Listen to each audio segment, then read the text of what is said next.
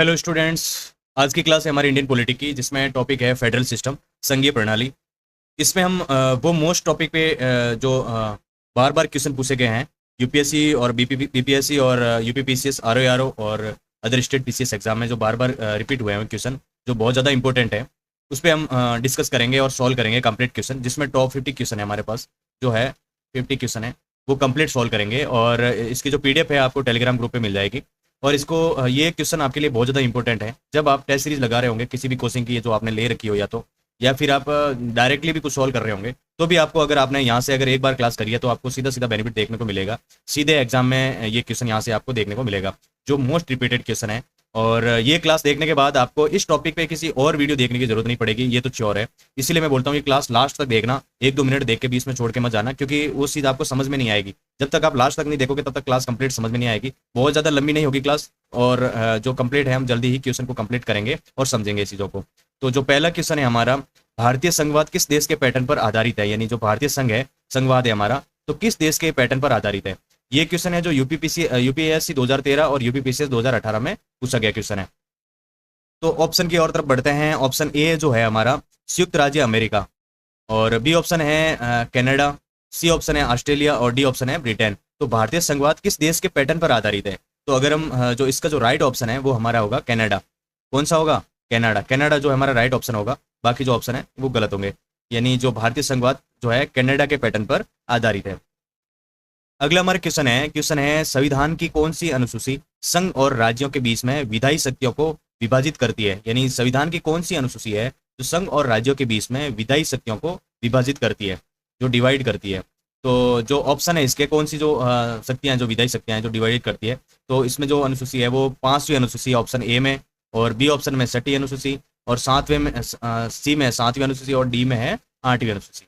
तो इसका जो राइट आंसर होगा हमारा सी ऑप्शन, यानी 7वीं अनुसूची है, उसमें जो है संघ और राज्यों के बीच में विधायी शक्तियों को विभाजित करने का इसमें प्रावधान है। किसमें? 7वीं अनुसूची में। ये आप याद रखना। ये क्वेश्चन जो है ये बीपीएससी 2015 में और एमपीपीसीएस 2019 में पूछा गया था क्वेश्चन। अगला हमारे क्वेश्चन है क्वेश्चन नंबर 3। क्वेश्चन है भारतीय संविधान में समवर्ती सूची की अवधारणा किस देश से ली गई थी। यानी भारतीय संविधान में समवर्ती सूची की अवधारणा जो है कौन से देश से ली गई थी। तो ऑप्शन है कनाडा से, और बी ऑप्शन है ऑस्ट्रेलिया से, सी ऑप्शन है संयुक्त राज्य अमेरिका से, और डी ऑप्शन है हमारा जर्मनी से। तो कौन से देश से ली गई थी हमारी समवर्ती सूची की जो है अवधारणा। तो इसका जो राइट आंसर होगा हमारा बी ऑप्शन। कौन सा होगा? यानी बी ऑप्शन जो है हमारा राइट आंसर होगा। यानी ऑस्ट्रेलिया से जो है हमारी जो समवर्ती सूची की अवधारणा ली गई है। अगला हमारा क्वेश्चन है क्वेश्चन नंबर 4, और क्वेश्चन है किसने भारतीय संविधान को अर्ध संघीय यानी क्योजी फेडरल कहा था। यानी किसने भारतीय संविधान को अर्ध संघीय कहा था। तो ऑप्शन में है केसी वेयर, और बी ऑप्शन है ग्रैनविल ऑस्टिन, और सी ऑप्शन है मॉरिस जॉन्स, और डी ऑप्शन है आइवर जेनिंग्स। तो किसने कहा था अर्ध संघीय भारतीय संविधान को? तो जो है हमारे ए ऑप्शन राइट होगा। यानी जो केसी वेयर है, इन्होंने है जो है बोला था कि भारतीय संविधान जो है अर्ध संघीय है। और ये क्वेश्चन यूपीपीसीएस 2020 में और बीपीएससी 2020 में पूछा गया था। ये अगला क्वेश्चन की तरफ बढ़ते हैं। अगला क्वेश्चन है हमारे क्वेश्चन नंबर 5, और क्वेश्चन है निम्नलिखित में से कौन सी भारतीय संविधान की एक संघीय विशेषता है। तो ए ऑप्शन है हमारा एकल नागरिकता, बी ऑप्शन है हमारा एकीकृत न्यायपालिका, सी ऑप्शन है हमारा लिखित संविधान, डी ऑप्शन है हमारा राज्यपाल की नियुक्ति। तो जो हमारे जो भारतीय संविधान की एक संघीय विशेषता है वो है हमारी लिखित संविधान। लिखित संविधान यानी रिटर्न कॉन्स्टिट्यूशन जो है हमारा, जो संविधान की एक संघीय विशेषता है। ये यानी हमारी संविधान की जो एक विशेषता वो है कि ये एक लिखित संविधान है, यानी ये रिकॉर्डेड है और ये ऑथेंटिक है हमारा, और ये जो हाथों से लिखा हुआ जो है जो संविधान है वो हमारा भारत का संविधान है, जिसकी ये विशेषता है, बखूबी है। ये क्वेश्चन यूपीएससी 2015 में और यूपीपीसीएस 2019 में पूछा गया था। अगला हमारा क्वेश्चन है निम्नलिखित में से कौन सी भारतीय संविधान की एक एकात्मक गैर संघीय विशेषता है। तो ए ऑप्शन होगा हमारा द्विसदन, बी ऑप्शन होगा शक्तियों का विभाजन, सी ऑप्शन होगा हमारा संविधान की सर्वोच्चता, और डी ऑप्शन होगा एकल नागरिकता। तो इसमें जो राइट ऑप्शन होगा हमारा, यानी भारतीय संविधान की एक एकात्मक और गैर संघीय विशेषता है वो है हमारी एकल नागरिकता। यानी डी ऑप्शन हमारा राइट होगा। यानी डी ऑप्शन राइट, यानी एकल नागरिकता जो है हमारी भारतीय संविधान की एक एकात्मक और गैर संघीय विशेषता है। ये क्वेश्चन यूपीएससी 2002 में और जेपीएससी 2021 में पूछा गया था। अगला जो हमारा क्वेश्चन है भारत में अवशिष्ट शक्तियां किसमें निहित है। यानी जो अवशिष्ट शक्तियां हैं वो किसमें निहित है। तो ए ऑप्शन है राज्य सरकारों में, और बी ऑप्शन है संघीय संसद में, सी ऑप्शन है राष्ट्रपति में और डी ऑप्शन है सर्वोच्च न्यायालय में। तो हमारी भारत की जो अवशिष्ट शक्तियां हैं वो किस में निहित है? तो ये हमारा इसमें जो बी ऑप्शन हमारा राइट होगा, यानी जो संघीय संसद है उसमें जो हमारी भारत की अवशिष्ट शक्तियां जो है, रेजिडुअरी पावर है जो यूनियन पार्लियामेंट में निहित है। किस में निहित है? संघीय संसद में। ये याद रखना, संघीय संसद में हमारी अवशिष्ट शक्तियां जो है नियत है। ये क्वेश्चन जो है एमपीपीसीएस 2018 में और यूपीपीसीएस 2021 में पूछा गया था। अगला जो हमारा क्वेश्चन है क्वेश्चन नंबर 8 और क्वेश्चन है किसने भारतीय संघवाद को सहकारी संघवाद के रूप में वर्णित किया है? यानी भारतीय संघवाद को सहकारी संघवाद के रूप में वर्णित किसने करा था? तो ए ऑप्शन है ग्रैनविल ऑस्टिन ने, बी ऑप्शन है केसी वेयर ने, सी ऑप्शन है आइवर जेनिंग्स ने और डी ऑप्शन है हमारा बी आर अम्बेडकर ने। तो किसने भारतीय संघवाद को सहकारी संघवाद के रूप में वर्णित किया है? तो इसमें जो ए ऑप्शन हमारा राइट होगा कि यानी ग्रैनविल ऑस्टिन ने जो है भारतीय संघवाद को सहकारी संघवाद के रूप में वर्णित किया है। किसने किया? Granville Austin. ग्रैनविल ऑस्टिन, आप याद रखना इसको, जो राइट आंसर है हमारा। और साथ साथ आप कमेंट सेक्शन में आंसर देते रहे ताकि आपकी भी प्रैक्टिस होती रहे। ये क्वेश्चन यूपीएससी 2010 में और आरओ 2017 में पूछा गया था। अगला क्वेश्चन है हमारा क्वेश्चन नंबर 9 जो है भारतीय संविधान का कौन सा अनुच्छेद भारत को राज्यों का संघ घोषित करता है? यानी भारत का संविधान जो है कौन सा अनुच्छेद भारत को राज्यों का संघ यानी जो राज्य है उनका संघ घोषित करता है? तो कौन सा अनुच्छेद है इसमें? तो ऑप्शन ए में है जो हमारा अनुच्छेद ए, बी में है अनुच्छेद 2, सी में है अनुच्छेद 3 और डी ऑप्शन में है हमारा अनुच्छेद 4। तो इसका जो राइट ऑप्शन वो है हमारा अनुच्छेद 1 में जो है भारत एक राज्यों का संघ है, यानी जो यूनियन ऑफ स्टेट्स, जो कौन से में है? आर्टिकल 1 में। तो ए ऑप्शन हमारा राइट है, यानी जो आर्टिकल 1 में है जो हमारा यूनियन स्टेट है। क्या है? Union state. ये आप याद रखना। ये क्वेश्चन यूपीएससी 2022 में और यूपीपीसीएस जो है उसमें 2014 में पूछा गया, ये 2012 में। अगला क्वेश्चन है क्वेश्चन नंबर 10 हमारा और क्वेश्चन 10 है क्या भारतीय संविधान में संघ शब्द का उल्लेख है? यानी जो भारतीय संविधान है उसमें जो है फेडरेशन यानी संघ शब्द का उल्लेख है। तो ए ऑप्शन है हाँ, अनुच्छेद 1 में है, बी ऑप्शन है हाँ प्रस्तावना में है, सी ऑप्शन है हाँ ये भाग 11 में है, डी ऑप्शन है नहीं कहीं नहीं है। ये मतलब जो है संघ शब्द का उल्लेख जो है कहीं नहीं है। तो इसका जो राइट आंसर होगा हमारा डी ऑप्शन हमारा राइट आंसर होगा, यानी जो इसका भारतीय संविधान में जो है संघ शब्द का कोई उल्लेख नहीं है, यानी इस शब्द का उल्लेख नहीं है हमारे भारत के संविधान में। अगला ये क्वेश्चन है जो बीपीएससी 2018 में और यूकेपीसीएस 2012 में पूछा गया है। अगला जो हमारा क्वेश्चन है क्वेश्चन नंबर 11 और क्वेश्चन है केंद्र राज्य संबंधों की जांच। केंद्र राज्य संबंधों की जांच के लिए 1983 में केंद्र सरकार द्वारा किस आयोग की नियुक्ति की गई थी? यानी केंद्र राज्य संबंधों की जांच के लिए जो है 1983 में केंद्र सरकार द्वारा किस आयोग की यानी कौन से आयोग की नियुक्ति की गई थी? तो ऑप्शन ए में है जो है मंडल आयोग, बी ऑप्शन है सरकारी आयोग, सी ऑप्शन है कोठारी आयोग, डी ऑप्शन है पुंसी आयोग। तो इसकी जो राइट आंसर होगा हमारा बी ऑप्शन, जो सरकारी आयोग है वो उसकी जो नियुक्ति केंद्र सरकार ने केंद्र राज्य संबंधों की जांच के लिए जो है 1983 में की गई थी। यानी 1983 में कौन से आयोग की स्थापना की गई थी? तो सरकारी आयोग, आप याद रखना, जो 1983 में यानी 1983 में सरकारी आयोग की स्थापना की गई थी जो केंद्र राज्य संबंधों की जांच करेगा। और ये क्वेश्चन है जो यूपीएससी 2020 में और यूपीपीसीएस 2022 में पूछा गया था। अगला हमारा क्वेश्चन है अंतरराज्य परिषद की स्थापना 1990 में किस आयोग की सिफारिश पर की गई थी? यानी अंतरराज्य परिषद है उसकी स्थापना जो है 1990 में किस आयोग यानी कौन से आयोग के द्वारा सिफारिश पर की गई थी? यानी किसी आयोग ने सिफारिश की होगी तो वो कौन सा आयोग था? तो ऑप्शन की तरफ बढ़ते हैं जिसमें ए है राजमनार आयोग, बी ऑप्शन है पुंसी आयोग, सी ऑप्शन है सरकारी आयोग और डी ऑप्शन है प्रशासनिक सुधार आयोग। तो इसका जो राइट आंसर होगा हमारा वो है सी ऑप्शन, यानी सरकारी आयोग है जो उसके द्वारा अंतरराज्य परिषद की स्थापना 1990 जो है उसमें 1990 में सिफारिश की थी, जिसके बाद में उसकी स्थापना की गई थी। और ये जो क्वेश्चन है बीपीएससी 2019 में और एमपीपीसीएस 2021 में पूछा गया था। अगला जो हमारा क्वेश्चन है क्वेश्चन नंबर 13 और क्वेश्चन है अंतरराज्य परिषद की स्थापना किस अनुच्छेद के तहत की जाती है? यानी कौन से अनुच्छेद के तहत जो है हमारे अंतरराज्य परिषद की जो है स्थापना की जाती है? तो ऑप्शन ए में जो है अनुच्छेद 262, बी ऑप्शन है अनुच्छेद 263, सी ऑप्शन है अनुच्छेद 280, डी ऑप्शन है अनुच्छेद 312।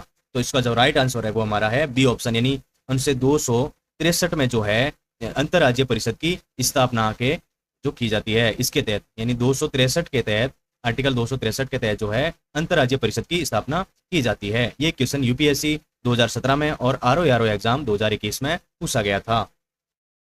इसमें जो हमारा बी ऑप्शन राइट है। अगला हमारा क्वेश्चन है क्वेश्चन नंबर 14 और क्वेश्चन है अंतर्राज्यीय परिषद का अध्यक्ष कौन होता है, यानी अंतर्राज्यीय जो परिषद है इसका जो अध्यक्ष है वो कौन होता है। तो ऑप्शन ए में है जो है राष्ट्रपति, बी ऑप्शन है यानी प्रधानमंत्री, सी ऑप्शन है केंद्रीय गृह मंत्री और डी ऑप्शन है भारत के मुख्य न्यायाधीश। तो अंतर्राज्यीय परिषद का जो अध्यक्ष है वो जो है हमारे प्रधानमंत्री होते हैं, यानी जो प्रधानमंत्री जो है वो अंतर्राज्यीय यानी परिषद का जो है अध्यक्ष होते हैं प्रधानमंत्री, पीएम। ये क्वेश्चन जो है यूपीपीसीएस और बीपीएससी 2020 में पूछा गया था। अगला क्वेश्चन है हमारा क्वेश्चन नंबर 15 और क्वेश्चन है किस समिति ने सिफारिश की थी कि अवशिष्ट शक्तियां राज्यों में नियत होनी चाहिए, यानी किस समिति ने सिफारिश की थी कि अवशिष्ट शक्तियां जो है राज्यों में नियत होनी चाहिए, अवशिष्ट शक्तियां राज्यों में जो है नियत होनी चाहिए। तो ऑप्शन की तरफ बढ़ते हैं। ए ऑप्शन जो है सरकारी आयोग, बी ऑप्शन है राजमनार समिति 1969, सी ऑप्शन है पुंसी आयोग, डी ऑप्शन है शरण सिंह समिति। तो इसका जो राइट आंसर है वो हमारा है बी ऑप्शन, यानी राजमनार समिति है उस सिफारिश के आधार पर अवशिष्ट शक्तियों को राज्य में नियत होनी चाहिए, उनके द्वारा नियत की गई थी। तो बी ऑप्शन हमारा राइट आंसर है, राजमनार समिति 1969।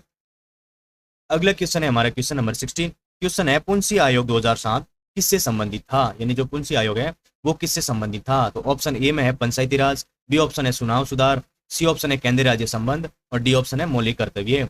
तो इसका जो राइट आंसर होगा वो हमारा होगा सी ऑप्शन, यानी जो सेंट्रल स्टेट रिलेशन है, केंद्र राज्य संबंध है, उसके जो इससे संबंधित था। जो कौन सा आयोग था, पुंसी आयोग। ये कब हुआ था, 2007 में। कब हुआ था, 2007 में जो है हमारा पुंसी आयोग था वो केंद्र राज्य संबंध से रिलेटेड था। और ये क्वेश्चन जो है एमपीपीसीएस 2020 में और बीपीएससी 2017 में पूछा गया था।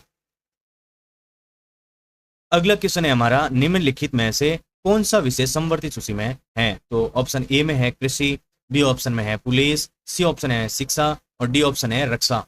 तो जो कौन सा ऑप्शन जो हमारा राइट होगा जो संवर्धित सूची है उसमें लिस्टेड है।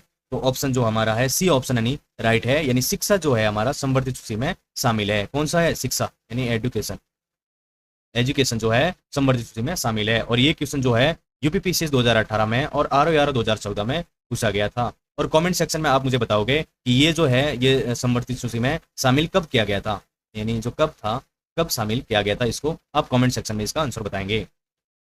अगला जो क्वेश्चन है पुलिस और सार्वजनिक व्यवस्था किस सूची के अंतर्गत विषय है, यानी पुलिस और सार्वजनिक व्यवस्था को है कौन सी सूची के अंतर्गत विषय है। तो ए ऑप्शन में है संघ सूची, बी ऑप्शन है राज्य और सी ऑप्शन है संवर्धित सूची और डी ऑप्शन है अवशिष्ट सूची। तो जो इसका जो राइट आंसर होगा वो हमारा होगा बी ऑप्शन, यानी जो राज्य सूची है, जो स्टेट लिस्ट है, वो जो हमारे सार्वजनिक व्यवस्था के बारे में, पुलिस और सार्वजनिक व्यवस्था के बारे में इसके आधार पर की जाती है, जो किसमें लिस्टेड है, राज्य सूची के अंतर्गत। और ये क्वेश्चन है जो यूपीएससी 2022 में और बीपीएससी 2021 में पूछा गया था। पुलिस और सार्वजनिक व्यवस्था किस सूची के अंतर्गत विषय है, तो राज्य सूची। ये आप क्वेश्चन याद रखना, बहुत इंपॉर्टेंट क्वेश्चन है सारे।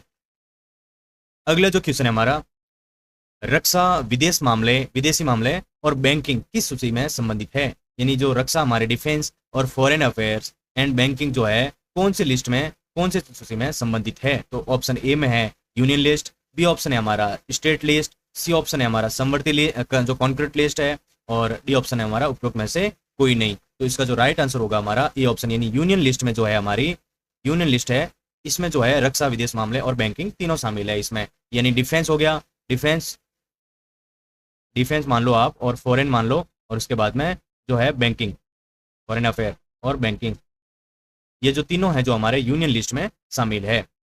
ये क्वेश्चन यूपीपीसीएस 2015 में पूछा गया था।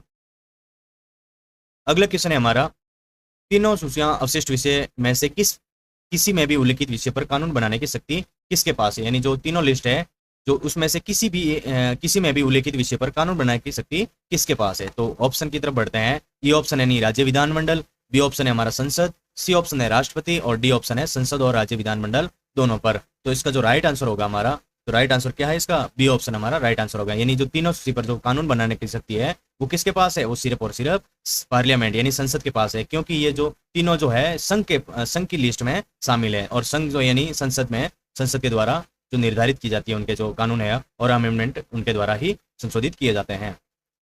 अगला हमारा क्वेश्चन है यदि संवर्धित सूची के किसी विषय पर केंद्रीय कानून और राज्य कानून के बीच टकराव होता है तो कौन सा कानून मान्य होगा। तो यानी जो संवर्धित सूची के किसी विषय पर केंद्रीय कानून और राज्य कानून के बीच टकराव होता है तो कौन सा कानून मान्य होगा। तो ऑप्शन की तरफ बढ़ते हैं। ऑप्शन है हमारा केंद्रीय यानी राज्य कानून, बी ऑप्शन है केंद्रीय कानून, सी ऑप्शन है सर्वोच्च न्यायालय का सर्वोच्च न्यायालय तय करता है, और डी ऑप्शन है दोनों शून्य हो जाते हैं। तो इसका जो राइट आंसर होगा हमारा वो होगा बी ऑप्शन, यानी केंद्रीय कानून है, सेंट्रल लॉ है, उसके द्वारा ही इस लिस्ट की विषय पर केंद्रीय और राज्य कानून के बीच में टकराव होता है तो वो उस कानून को मान्य करते हैं, यानी सेंट्रल लॉ, यानी सुप्रीम कोर्ट द्वारा उसमें जो कानून पास किया जाता है, केंद्रीय कानून जो संसद के द्वारा, उसके बाद में तो रिव्यू करने के बाद में सुप्रीम कोर्ट का, तो वो जो है मान्य रहता है। ये क्वेश्चन जो है यूपीपीसीएस 2020 में और आरआरआर 2021 में पूछा गया क्वेश्चन है। बार बार ये क्वेश्चन रिपीट होने वाले क्वेश्चन है, बहुत इंपॉर्टेंट है।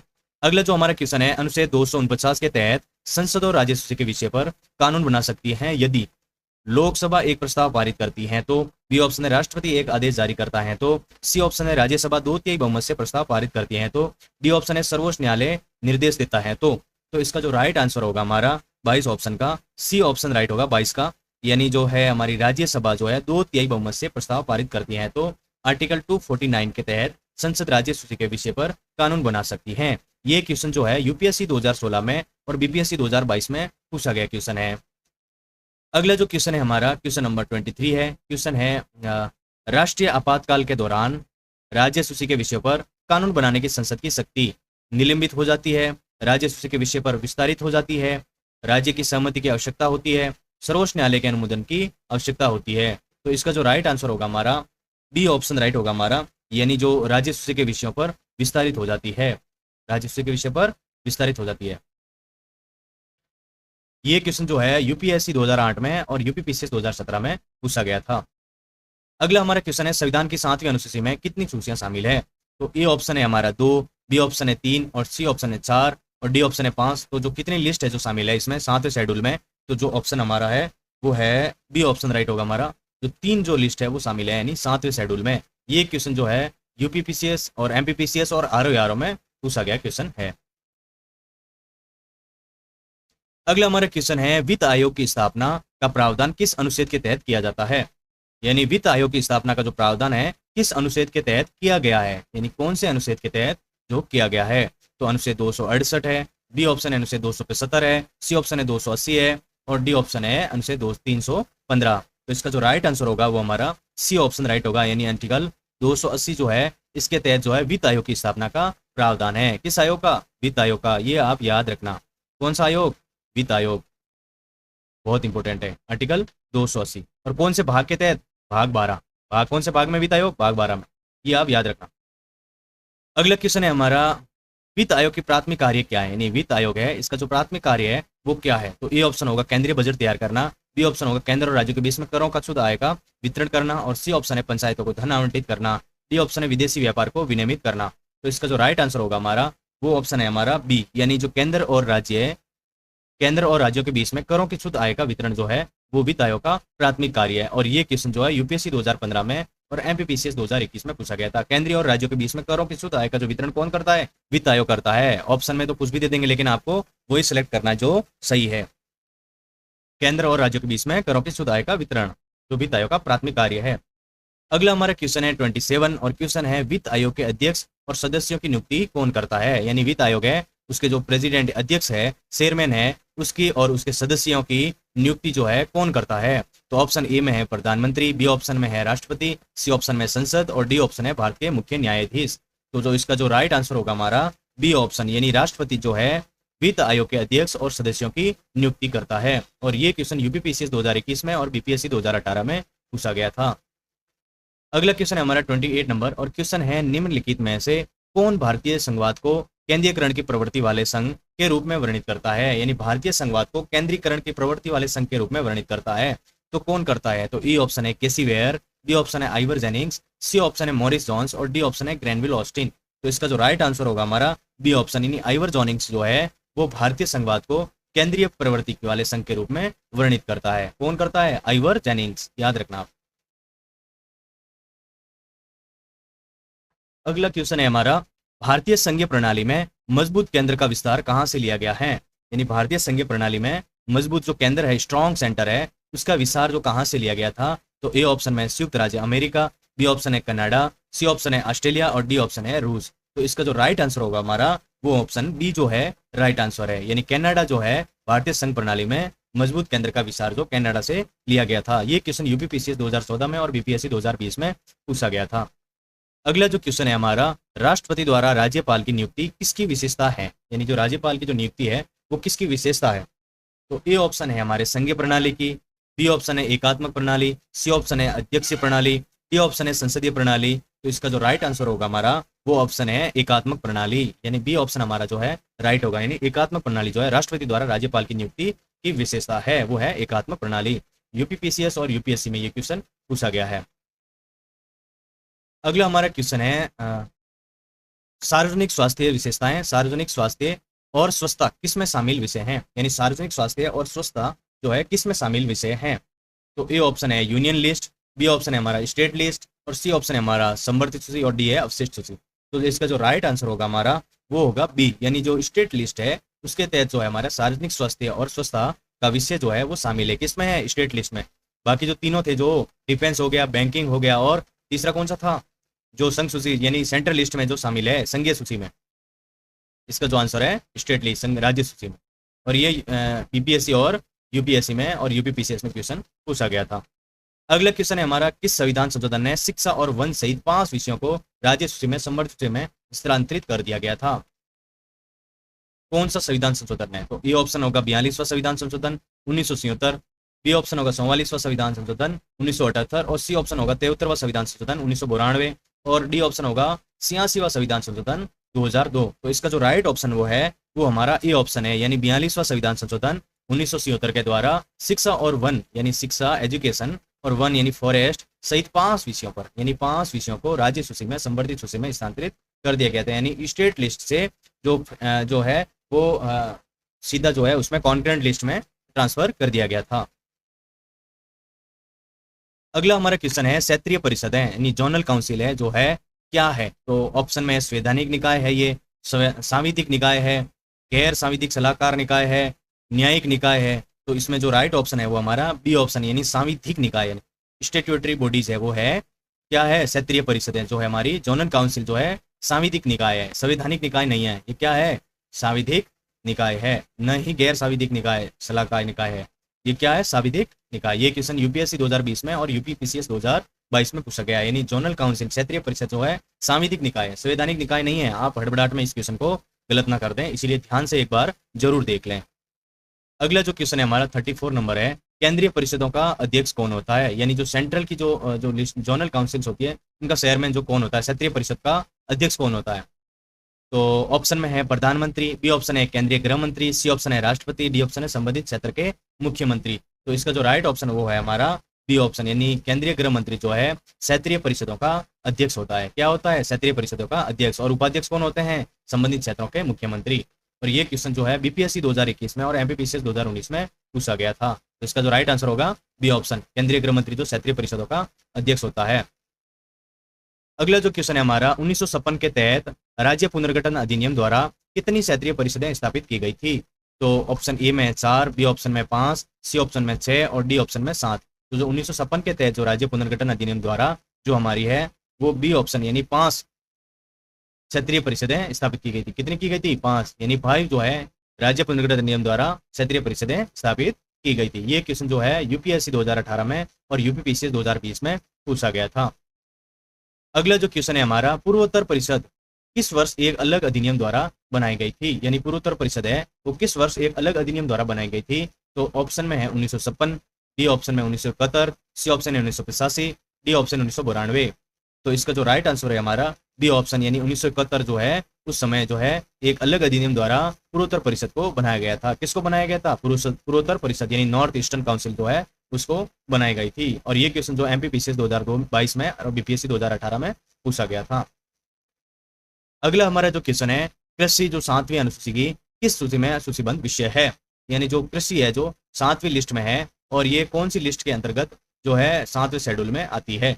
तो ये इसमें जो ए ऑप्शन है हमारा यूनियन लिस्ट संघ सूची, बी ऑप्शन है हमारा स्टेट लिस्ट, सी ऑप्शन है हमारा संवर्ती सूची और डी ऑप्शन है अवशिष्ट सूची। तो इसका जो राइट आंसर होगा हमारा वो है बी ऑप्शन, यानी स्टेट लिस्ट है जो है राज्य सूची है जिसके तहत जो है हमारा कृषि के बारे में विषय है, इसके बारे में डिटेल में दिया गया है। इसमें कौन सी लिस्ट में, राज्य की लिस्ट में। और ये क्वेश्चन जो है यूपीपीसीएस 2015 में और आरओआर 2014 में पूछा गया था।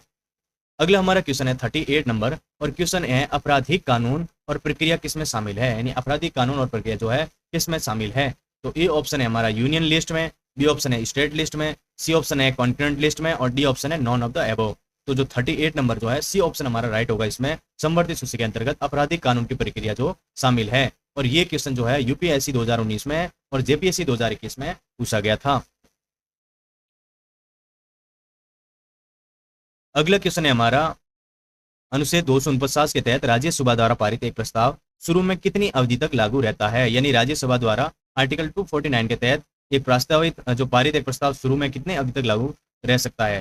तो इसमें ऑप्शन है 3 महीने, 6 महीने, 1 वर्ष और 2 वर्ष। तो कितने महीने तक रह सकता है, इसमें सी ऑप्शन इसका राइट होगा, यानी 1 वर्ष तक जो है, 1 वर्ष तक जो है जो आर्टिकल 249 के तहत राज्यसभा द्वारा पारित एक प्रस्ताव शुरू में जो है 1 वर्ष तक अवधि तक लागू रह सकता है। 1 वर्ष की अवधि, 1 वर्ष की अवधि तक लागू रह सकता है। और ये क्वेश्चन जो है यूपीपीसीएस 2021 में और बीपीएससी 2022 में पूछा गया था। अगला जो क्वेश्चन है हमारा, क्या संसद 2 या 2 से अधिक राज्यों के अनुरोध पर राज्य सूची में विषय पर कानून बना सकती है। तो ए ऑप्शन है हमारा नहीं, बी ऑप्शन है हाँ अनुच्छेद 250 के तहत, सी ऑप्शन है हाँ अनुच्छेद 252 के तहत, डी ऑप्शन है अनुच्छेद 253 के तहत। तो इसका जो राइट ऑप्शन है वो हमारा सी ऑप्शन राइट होगा, यानी आर्टिकल 252 के तहत जो है संसद 2 या 2 से अधिक राज्यों के अनुरोध पर राज्य सूची के विषय में कानून बना सकती है। और ये क्वेश्चन यूपीएससी 2014 और एमपीपीसीएस 2018 में पूछा गया था। तो संसद किसके अनुरोध पर, यानी 252 के तहत जो है संसद राज्यों के अनुरोध पर राज्य सूची के विषय पर कानून बना सकती है। आर्टिकल 252 के तहत, ये याद रखना आप, आर्टिकल 252 252 के तहत।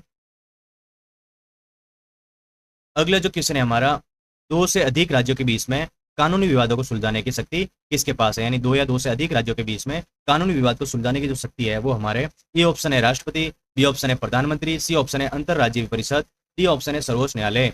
तो इसका जो राइट ऑप्शन है वो डी ऑप्शन है, यानी सर्वोच्च न्यायालय के पास जो है 2 या अधिक राज्यों के बीच में कानूनी विवादों को सुलझाने की शक्ति है। और ये जो क्वेश्चन है यूपीपीसीएस और यूपीएससी 2018 में पूछा गया था। अगला क्वेश्चन है, सर्वोच्च न्यायालय किस अधिकार क्षेत्र के तहत केंद्र और राज्यों के बीच विवादों का फैसला करता है। तो सर्वोच्च न्यायालय जो है किस अधिकार क्षेत्र के तहत केंद्र और राज्यों के बीच में विवादों का फैसला करता है। तो ए ऑप्शन है अपीलीय अधिकार क्षेत्र, बी ऑप्शन है मूल अधिकार क्षेत्र, सी ऑप्शन है सलाहकार अधिकार क्षेत्र, डी ऑप्शन है रिट अधिकार क्षेत्र। तो इसका जो राइट ऑप्शन वो है हमारा बी ऑप्शन, यानी मूल अधिकार जो क्षेत्र है उसके तहत जो है सर्वोच्च न्यायालय जो है केंद्र और राज्यों के बीच में विवादों का जो फैसला करता है। किसका मूल अधिकार क्षेत्र है, सर्वोच्च न्यायालय का। ये क्वेश्चन यूपीएससी 2021 में और बीपीएससी 2017 में पूछा गया है। सर्वोच्च न्यायालय किस आधार क्षेत्र के तहत केंद्र और राज्यों के बीच में विवाद का फैसला करता है, तो मूल अधिकार क्षेत्र के तहत करता है। अगला जो हमारा क्वेश्चन है 43 नंबर क्वेश्चन है, अंतरराज्यीय नदियों के संबंध में जल विवादों का न्याय निर्णय किस अनुच्छेद के तहत किया जाता है। अंतरराज्यीय नदियों के संबंध में जल विवादों का न्याय निर्णय किस अनुच्छेद के तहत किया जाता है। अनुच्छेद 260, बी ऑप्शन है अनुच्छेद 261, सी ऑप्शन है अनुच्छेद 262, डी ऑप्शन अनुच्छेद 263। तो इसका जो राइट ऑप्शन है वो हमारा सी ऑप्शन, यानी अनुच्छेद जो है 262 के तहत जो है अंतरराज्यीय यानी नदियों के संबंध में जल विवादों का न्याय निर्णय 262 अनुच्छेद के तहत किया जाता है। और ये क्वेश्चन यूपीपीसीएस 2016 में और आरओ 2021 में पूछा गया है। तो ये आर्टिकल आपको बहुत जरूरी है, ये याद रखना। आर्टिकल के बारे में एक अलग से क्लास लूंगा जिसमें जो मोस्ट इंपोर्टेंट आर्टिकल है वो कंप्लीट करवाऊंगा, जो बार बार रिपीट हो रहे हैं। अभी तो टॉपिक के अकॉर्डिंग क्लासेस चल रही है और उसके बाद में हम एक आर्टिकल पे क्लास लेंगे। ये बहुत ज़्यादा डिमांडेड क्लास है। क्वेश्चन है, सहकारी संघवाद को बढ़ावा देने के लिए योजना आयोग की जगह किस संस्था ने ली है। यानी सहकारी संघवाद को बढ़ावा देने के लिए जो योजना आयोग था उसकी जगह किस संस्था ने ली है। तो ए ऑप्शन है राष्ट्रीय विकास परिषद, बी ऑप्शन है वित्त आयोग, सी ऑप्शन है नीति आयोग, डी ऑप्शन है अंतरराज्यीय परिषद। तो इसकी जो जगह है वो हमारी नीति आयोग ने ली है। किसने ली है और नीति आयोग की स्थापना कब हुई थी, 2014 में हुई थी या 2015 में, ये आप मुझे कॉमेंट सेक्शन में बताओगे। 2014 या 2015 में कब हुई थी ये आप मुझे कॉमेंट सेक्शन में बताओगे। तो सहकारी संघवाद को बढ़ावा देने के लिए योजना आयोग की जगह जो है नीति आयोग ने ले ली है। और इसका ये क्वेश्चन है यूपीएससी 2022 में और एमपीपीसी 2021 में पूछा गया था। अगला जो क्वेश्चन है हमारा 45 नंबर है और क्वेश्चन है, भारतीय संघीय प्रणाली में मूल ढांचे में संशोधन करने की शक्ति किसके पास है। तो इसमें ए ऑप्शन है संसद के पास में, बी ऑप्शन है सर्वोच्च न्यायालय के पास में, सी ऑप्शन है राष्ट्रपति के पास में और डी ऑप्शन है किसी के पास नहीं। तो इसकी जो राइट आंसर होगा हमारा वो ऑप्शन है डी, यानी जो किसी के पास नहीं है, जो है भारतीय संघीय प्रणाली में मूल ढांचे में संशोधन करने की शक्ति जो है किसी के पास नहीं है। और ये क्वेश्चन जो यूपीपीसीएस 2019 और यूपीपीसीएस 2016 में पूछा गया था। अगला जो क्वेश्चन है, 2019 से पहले भारत के किस राज्य का एक अलग संविधान था। 2019 से पहले भारत के किस राज्य का एक अलग संविधान था, जो सिक्किम है, ए ऑप्शन, बी ऑप्शन है असम, सी ऑप्शन है Jammu and Kashmir, D option है नागालैंड। तो हमारा जो इसका 46 का जो आंसर है हमारा 2019 से पहले भारत किस राज्य का एक अलग संविधान था, तो वो है हमारा ऑप्शन सी, यानी जम्मू एंड कश्मीर का है। 2019 से पहले जो है वो अलग से संविधान था, बाद में जो है आर्टिकल जो 370 है उसके तहत जो है ये इसको हटा दिया गया था और इसकी धारा हटा दी गई थी। उसके बाद में जो है यहाँ का संविधान जो है, भारत का संविधान और यहाँ का संविधान एक हो गया था। पहले का जो संविधान था वो उसमें पाकिस्तान की निर्भरता ज़्यादा थी, जहाँ पे पाकिस्तान वाले जो है जम्मू कश्मीर में ज़मीन खरीद सकते थे और इंडिया वाला जो है ज़मीन नहीं खरीद सकता था। लेकिन अब ऐसा कुछ नहीं है, अब वहाँ का हटा के ये जो है एक ही संविधान कर दिया गया है। और ये क्वेश्चन जो बीपीएससी 2022 में और RO 2017 में पूछा गया था क्वेश्चन। अगला हमारा क्वेश्चन है 47 नंबर क्वेश्चन है, अखिल भारतीय सेवाओं यानी IAS और IPS का प्रावधान सख्त संघीय सिद्धांत का उल्लंघन करता है कि कौन सा अनुच्छेद इनके निर्माण से संबंधित है। तो इसमें ए ऑप्शन है अनुच्छेद 310, बी ऑप्शन है अनुच्छेद 312, सी ऑप्शन है अनुच्छेद 315, डी ऑप्शन है अनुच्छेद 320। तो इसका जो राइट ऑप्शन होगा वो है बी ऑप्शन, यानी अनुच्छेद 312 जो है वो राइट ऑप्शन है। इसके तहत जो है अखिल भारतीय सेवाओं का प्रावधान संघीय सिद्धांत के उल्लंघन करता है और ये जो है आर्टिकल 312 में दिया हुआ है। और ये क्वेश्चन यूपीएससी 2020 में, यूपीपीएससी 2018 में पूछा गया था। अगला क्वेश्चन है हमारा 48 नंबर क्वेश्चन है, वित्तीय आपातकाल अनुच्छेद 360 जो संघीय ढांचे को कैसे प्रभावित करता है। तो जो है इसमें ऑप्शन है इसे पूरी तरह से एकात्मक बनाकर, बी ऑप्शन है सर्वोच्च न्यायालय को सभी शक्तियां देकर, सी ऑप्शन है सभी राज्य विधानसभाओं को भंग करके, और डी ऑप्शन है इसे अधिक संघीय बनाकर। तो इसका जो राइट आंसर है वो है हमारा ये ऑप्शन, यानी इसे पूरी तरह से एकात्मक बना के, यानी इसको पूरी तरह से एकात्मक बना के वित्तीय आपातकाल जो है संघीय ढांचे को प्रभावित करता है। तो ये क्वेश्चन बीपीएससी 2019 में और एमपीपीसी 2020 में पूछा गया है। अगला क्वेश्चन है हमारा, कौन सा कर संघ द्वारा लगाया गया है और एकत्रित किया जाता है लेकिन राज्यों को सौंपा जाता है, यह आर्टिकल 369 में है। तो ए ऑप्शन है आयकर, बी ऑप्शन है निगम कर, सी ऑप्शन है अंतर्राज्यीय व्यापार में माल बिक्री और खरीद पर कर, और डी ऑप्शन है सीमा शुल्क। तो इसका जो राइट आंसर है वो है 49 का जो राइट आंसर है वो सी राइट आंसर होगा, यानी अंतर्राज्यीय व्यापार में माल की बिक्री और खरीद पर कर जो कर है वो है इसका जो आंसर है आर्टिकल 269 में। कौन से में? आर्टिकल 269 के तहत जो है संघ द्वारा लगाया गया एक तरह किया जाता है और उसके बाद में राज्यों को सौंपा जाता है। ये क्वेश्चन जो है यूपीएससी 2017 में और यूपीपीसी 2021 में पूछा गया था। अगला हमारा अंतिम क्वेश्चन है आज का, और क्वेश्चन है भारतीय संविधान के लिए सौदाबाजी संघवाद सब किससे गढ़ा है, यानी जो बार्गेनिक जो फेडरलिज्म है वो किसने गढ़ा है। तो ए ऑप्शन होगा मॉरिस जोन्स, और बी ऑप्शन होगा केसी वेयर, और सी ऑप्शन होगा ग्रैनविल ऑस्टिन, और डी ऑप्शन होगा डी बसु। तो इसका जो ए ऑप्शन है वो राइट होगा हमारा। मॉरिस जॉनसन जो है उन्होंने जो है भारतीय संविधान के लिए जो बार्गेनिक फेडरलिज्म शब्द का उन्होंने जिक्र किया था, उन्होंने गढ़ा था इस शब्द को। ये क्वेश्चन RO 2016 में और बीपीएससी 2020 में पूछा गया था। तो ये आज की क्लास थी और बहुत इंपॉर्टेंट क्लास है ये, और सभी एग्जाम के पर्पज से इंपॉर्टेंट है जो स्टेट पीसीएस के लिए प्रिपेयर करते हैं और यूपीएससी के लिए भी। तो ये जो है इस टॉपिक पे जितने भी क्वेश्चन थे हमने सॉल्व करे जो इंपॉर्टेंट थे और बार बार रिपीट हो रहे थे, आपके सामने है ये क्वेश्चन, और ये यहाँ से क्वेश्चन आपको सीधे सीधे एग्जाम में देखने को मिलते हैं और मिलेंगे। और ये अगले टॉपिक के साथ में मिलते हैं और अगली क्लास में।